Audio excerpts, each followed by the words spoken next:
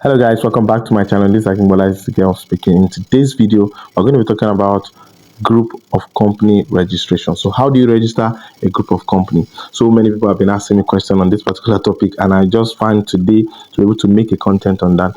Group of company registration is actually very simple to do, and I'll be making this video as an explanatory video of the requirements and the different things you need to be able to put together before you go ahead to register any company that you call a group of companies, right?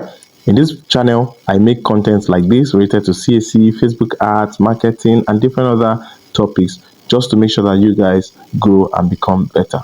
And if this sounds like something you're interested in, make sure you give this video a thumbs up and subscribe to my channel. Now let's go further without any further ado.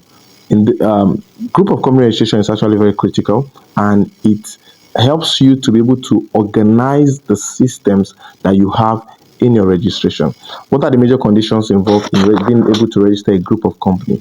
You must make sure that the group of company is registered by 3 companies. And what does that mean? That means if this is your group of companies, then the group of companies must have 3 companies minimum under it. So these 3 group of companies under it, these 3 companies under it are the subsidiaries to this group of company. Previously in my video, I made a video on the topic how to register a subsidiary of a company. So those subsidiaries are under the business, and that means that those subsidiaries are owned by the mother company, and the mother company own minimum of 50% of each of these subsidiaries. Now, when registering a group of company, you must also consider the major condition that is stated by the CAMA bill, that the CAMA law, that you must have the same shareholders and directors in that company. And what that means? It means that if you want to register a group of company, the 3 subsidiaries must have the same shareholders and also the same directors. So if Mr. A is a shareholder in company A, he must also be a shareholder in company B and C for it to be able to come together and form a group of companies, as it were. I believe that point is clear. So you must have similar directors, similar shareholders in the companies that want to come together to form group of company, and this must be minimum of 3 companies. I think the minimum share capital is not really something to worry about.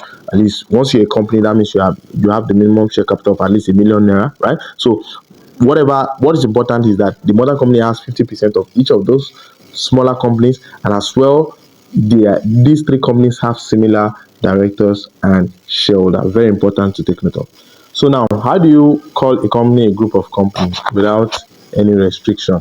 You cannot just wake up one day and feel like, oh, I want to register my company Babalola group of companies because I have other companies. No, you don't just wake up like that. In fact, the word group of companies is a restricted word, and you cannot just use it anyhow. Just like other words like investment and many other words like that you cannot just use without seeking consent. So the first process to carry out registration of group of company is to seek the consent of the Registrar General of CAC, and that is the Corporate Affairs Commission. You seek the consent by applying to seek the consent. So you do that in name reservation. So you have your account, you go to the name reservation, you apply, you seek the consent. In fact, once you type in group of companies, and now before I even move further, make sure that the 3 subsidiaries are already existing.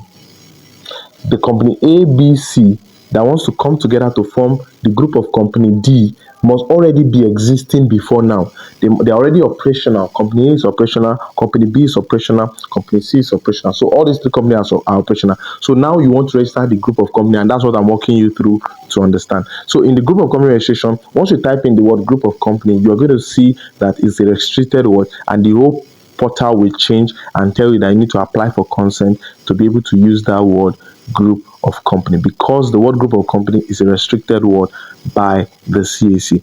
And when you're applying for the consent, you would make sure you're able to provide the different documents, the MIMAT of all the 3 companies, the status report of all these 3 companies, and majorly the certificate of all these 3 companies, to show that you have been able to fulfill the criteria that needs for the Registrar General to allow you to go ahead and register these 3 companies as a group of companies. right? So once you're able to do that, then you can now move to the next stage of applying for completing the details of the name of completing the name reservation process. And when you reserve the name, then you wait for a period of time for the registrar general to either approve the name or deny the name, depending on the documentation that you provide for the process. So once they review the process and they feel that okay, you are qualified to carry out to be a group of company, then they will approve the name reservation, and then you can now go ahead and carry out the registration process. The registration process is actually very simple, and it's just the normal way of carrying out company registrations, right? So when you're carrying it out, you fill in details. If you are scared or skeptical, you don't know what to do, I have a video somewhere around here that I've walked you through how you can carry out company registration by yourself. So one of the major things I would advise you to do is make sure that you create a shareholder agreement before you proceed